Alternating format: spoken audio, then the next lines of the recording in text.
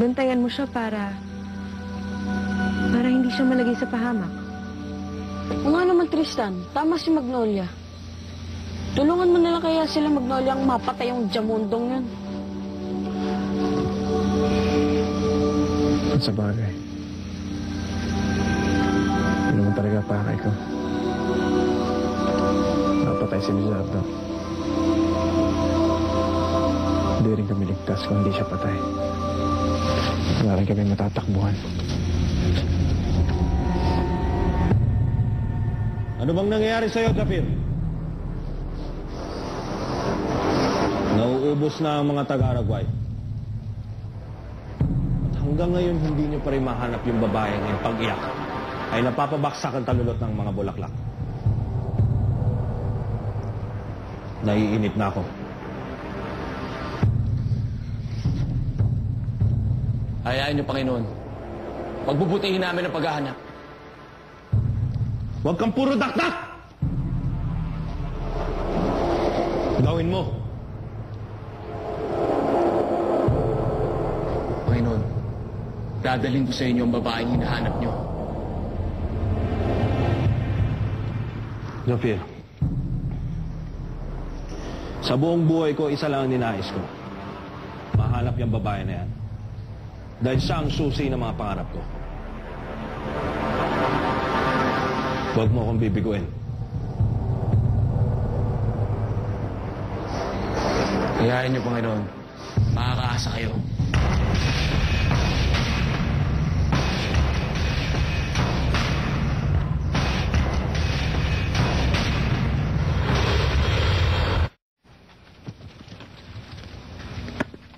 Tristan, ano ginagawa mo dito? Ba't nandito yan? Kamya. Narito ako para humingi ng tawad sa'yo. Sana huwag ka na magalit sa akin. Ganun lang ba yan? Gagawa ka ng kasalanan, tapos hihingin ka ng tawad. Yun lang yun.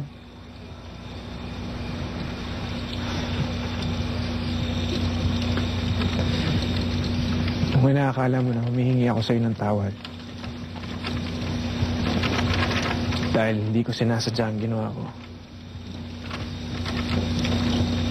Hindi. Humihingi ako ng tawad sa'yo dahil ayaw ko magalit ka sa akin.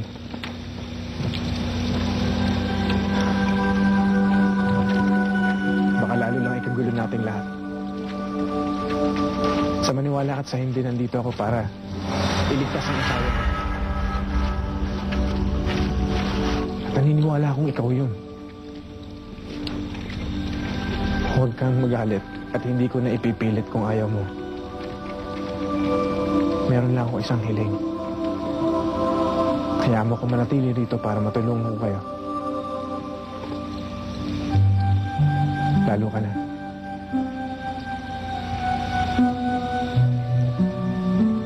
Ipangako mo lang sa akin na hindi ka nagagawa ng kapangahasan.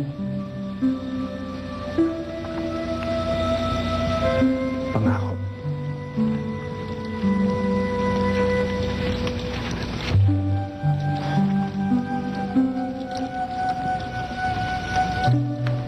Huwag kang iibig sa kanya, Tristan. Tristan, nandito ako. Huwag kang iibig sa kanya, Tristan, nandito